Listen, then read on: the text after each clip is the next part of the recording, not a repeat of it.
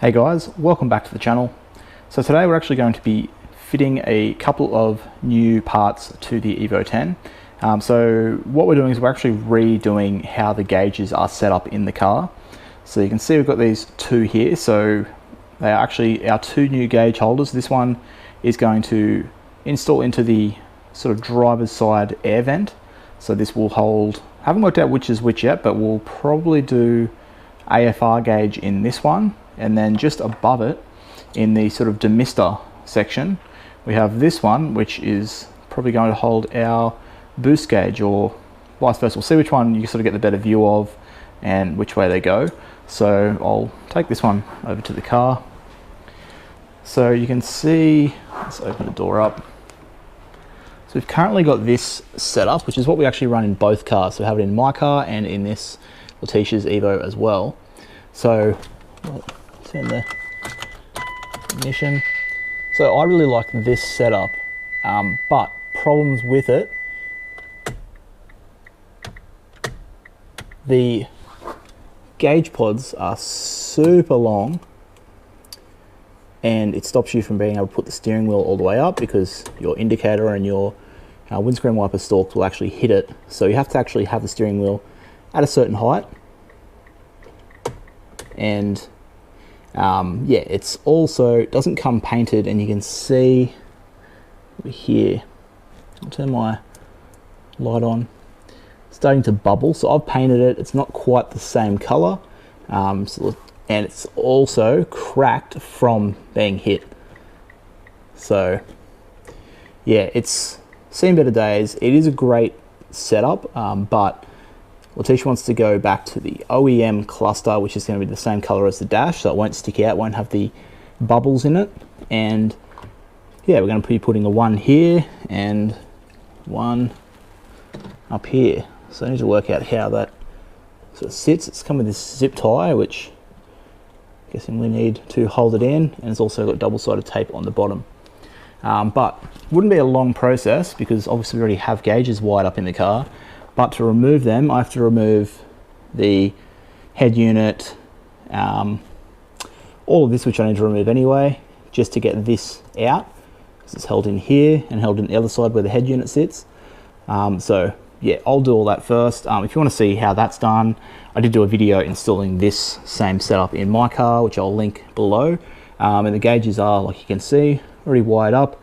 It's got the boost and the AFR.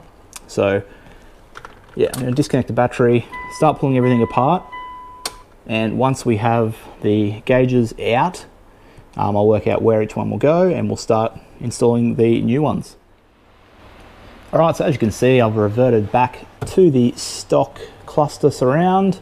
That's all back together, and I've got this all pulled apart, and my wires for the gauges, so the two for the wideband, one for the boost, and the gauges themselves are sitting here ready to go. So this one,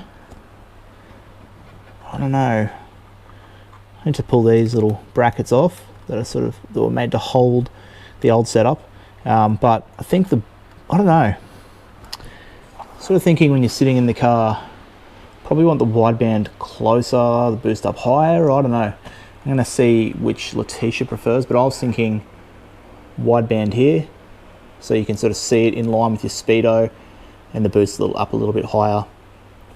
Plus it's going to be a bit easier as well, because I've just got the one plug for the boost gauge, two for the wideband, and I need to work out how I actually get these neatly up into here. So yeah, I'm going to keep playing around with it, but yeah, it was pretty easy. Like, obviously I put everything back together that I pulled apart. You don't need to do all that. All you need to do is, I didn't actually take this piece off. I just pulled it from the edge here, undid the two clips that were holding it. That allowed me to get this little piece off, which sits there, and then no screws for that, no screws I undid for this. There is two underneath, but I didn't feel the need to do those. But I think it's three maybe, you can take this whole piece off. And then for the actual aircon vent itself, you can see we just got the clips, so it just pulls off. So I think I now have to pull this apart and attach that guy to it. But first, I'm gonna go check with Letitia if she's happy with my decision on which gauge goes where. But yeah, I'm thinking more boost up there like that. AFR there. Should look really good. So yeah, once I need to start pulling this thing apart, I'll pick the camera back up. But for now, so far, pretty easy job. Main part was literally just swapping everything back to this stock setup, which does look a lot nicer, being the right sort of color compared to the painted one that I had. And now I can put the steering wheel up to, not that I have it that high, but you can actually put the steering wheel up wherever you'd like it. Before we had to have it basically all the way down, which does sometimes make getting in and out of the car a bit harder. The flat bottom helped with that as well, but yeah, that's going to be nice. That steering wheel's now more adjustable, as it should be. It's not going to hit on any gauges or anything. So yeah, I'll pick this back up in a sec, but so far so good. And I think this is going to be a very tidy upgrade from what the old setup was. All right, so before I get too far carried away, because you can see I started pulling this apart. So this was just basically clipped on to this. I just gave it a little pull. It had like little tabs at the side. I just pulled that to the side and it sort of popped out. And then it looks like I'm meant to take this apart, which I'm trying to work out now, because there's all of these inside guys are starting to fall off, but I feel like I need to get that front piece off first. So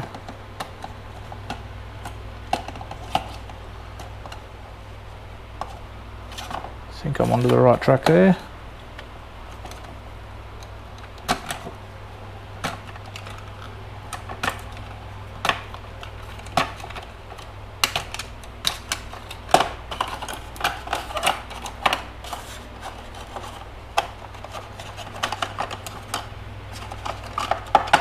Okay, very fiddly. All right, that's that bit, and that bit. So I'll make sure I don't lose these.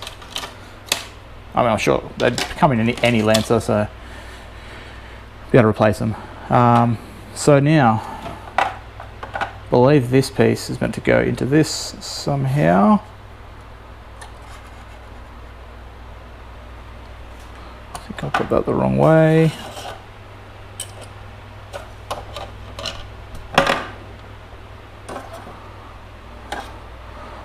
So yeah, I put the gauge in as well. I actually left this little plastic bracket thing. That sort of holds it a little bit better. It's got a bit of a gap there. So I might just have to put a bit of tape around it. But yeah, just need to now work out how this is meant to sit.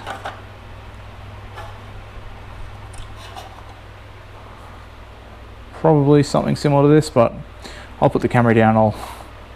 I'll connect these two, and then I think this one will just slide over. But yeah, I'll do that in a sec. Let me just actually get this right, because I need to be careful and not actually break any of these little tiny rods that sort of hold it all together. Okay, so I've got this together. I've had the gauge in the wrong side, so it backwards. Once I swapped that over, flipped this whole thing around, it sat in there quite nicely. And then I believe I need to give this a quick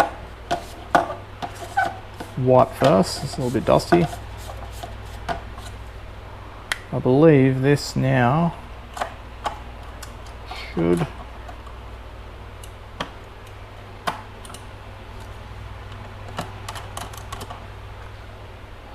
click in somewhat like that.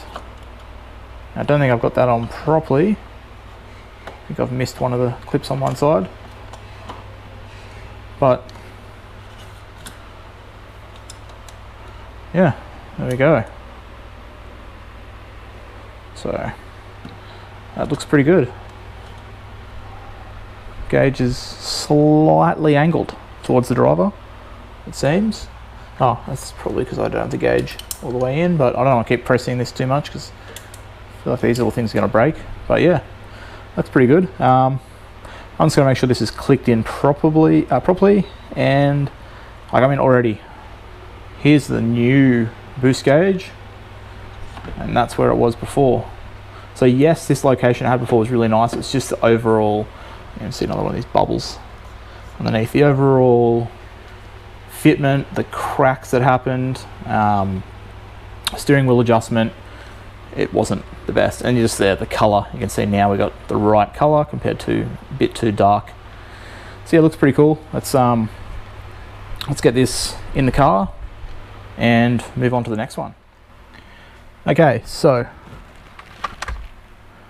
with this AFR gauge all sorted, literally just clips back in, and we've got the 2 plugs that will go into the back of it there. That's all done. We've got the plugs ready to go. But ran into a bit of an issue for this one, which is going to be our boost gauge. So yeah, it looks all pretty simple. You set it up there, you double-sided tape it down, and you actually have a little hole drilled into it there, or cut into it, to put a zip tie to sort of hold it. Talked to a friend, he also recommended putting a little hole at the back and running a zip tie there as well to really get it steady, and yeah, that will look really good. Only issue I'm having is, obviously, you have to get the wire to come up through the back of the pod to plug into the back of this gauge here. So if I sit that down, so this here is our wire that we need to get to come through these little vents to come into the gauge. Obviously it has to go through.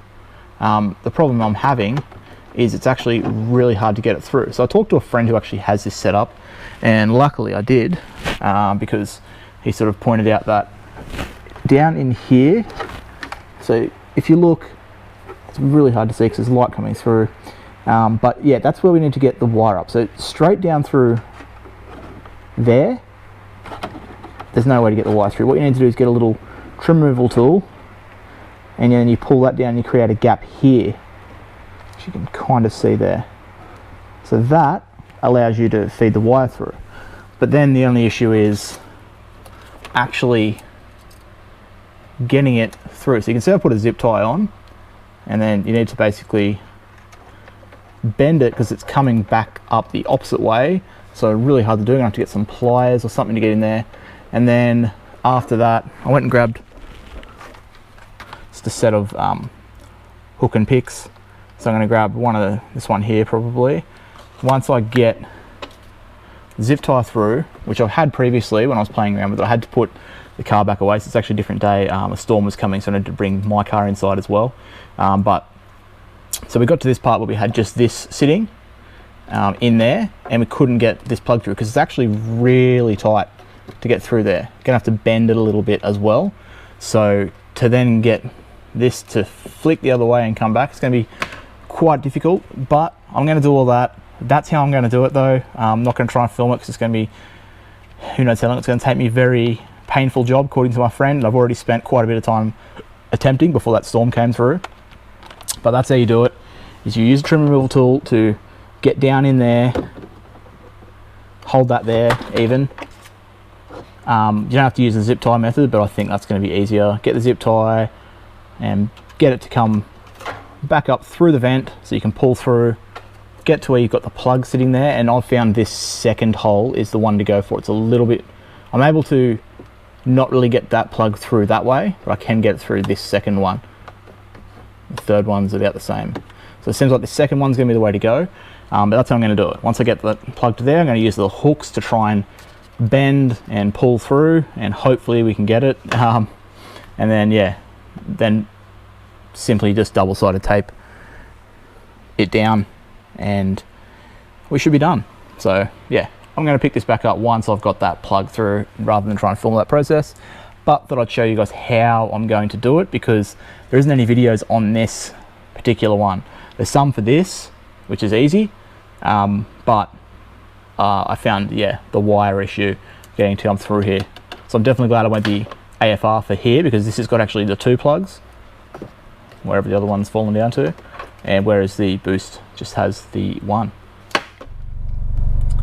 All right guys, well, actually finished. I actually got it done. Pretty stoked because I was getting pretty frustrated there.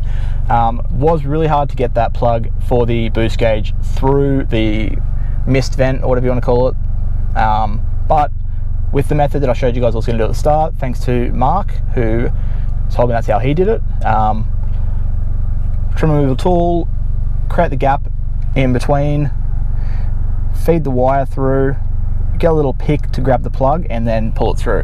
Sounds simple, but it took me quite a while and it was pretty frustrating. But I got it done. Double-sided taped down the pod and just put that one zip tie at the front in the end, which I may end up removing after the tape has sort of set properly. But overall, for the view, it actually looks really good. They are in the perfect position for driving now, I feel like. I thought down here it was perfect position. I didn't really like them up here. Like, I've never had these. Also because I feel like the pillar in this car is pretty obstructive already when you're cornering. You know, you're kind of trying to see around in case there's a car coming in a blind spot like this. I don't want to have any extra here blocking that anymore when I'm taking corners in the mountains. So I didn't like that option. I didn't like the ones where they sit on top of this steering column here and kind of block the bottom half of your factory gauges. And so I liked what we had, but after seeing these, how they sit, how they look, and driving position, like you can see all the gauges so well without sort of moving your head or looking anywhere away from the windscreen. I think they're a really good solution. If I press the warning, so like look how easy you can see that flashing if you're hitting your going over boost sort of thing. I've got it set at 27.1, just that's fine at that. But the AFR as well, easy to see, easy to watch while you're driving without sort of moving your head or looking down too much away from where you need to be looking. So yeah, I'm really actually happy with them. They look great. They're working properly. I didn't damage anything getting them in there, because I was worried about this plug as I was trying to feed it through. Like I was, you know, really hitting those wires with that pick pretty well. I was hoping I didn't like damage one, but luckily it's all good. And yeah, we've been able to put the steering wheel up a little bit higher. Overall, very happy with them. So as for the air as well, that's the one thing. So I'll turn this fan right up. Obviously, normally you have, you know, you can adjust where the air goes up and down and across. You lose that over here, but there's a lot of air coming around this gauge. It's just going to be coming straight back from where it goes. So you can't angle it towards your driver anymore, but it still works. You can still put the aircon on, it's still going to be fine. So yeah, overall, very happy with these. Frustrating to install this one, super easy to install this one. But I mean, if I did it, trust me, any of you guys can do it. I've got no idea what I'm doing when it comes to working on cars. I just learn as I go, and yeah, trust me, if I did this, anyone with a bit of patience can do it too. So I will link these in the description if you wanted to pick either of these up. And yeah, I mean, that's going to be it for the video. So hopefully you guys did enjoy it. If you did, give it a thumbs up down below. Leave me a comment, let me know what you think of this new setup. I mean, I'll try and show you, like, the camera's not as wide as my field of view, but I mean, you can see, like, it's that, like, you can see everything now while you're driving. It's super nice. So let me know what you guys think. Subscribe if you're not already for plenty more videos like this on the Evo 10 and Rally Art platform. But with all that said, until next time, I'll catch you guys later.